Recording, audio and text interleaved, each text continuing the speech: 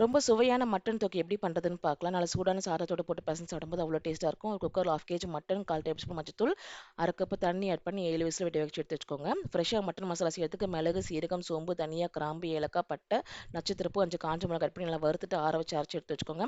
இன்னொரு பேனில் எண்ணெய் ஹீட் ஆனதும் 1 ஸ்பூன் சீரகம், 1 ஸ்பூன் சோம்பு, ஒரு பெரிய வெங்காயம், கொஞ்சமாக கருவேப்பிலை, 2 சின்ன வெங்காயம் ஆட் பண்ணி வதக்கி விட்டுருங்க. வதக்குனதும் பார்த்தீங்கன்னா 1 டேபிள் ஸ்பூன் இஞ்சி பூண்டு பேஸ்ட்டும் ஆட் பண்ணி வதக்கி விட்டுருங்க.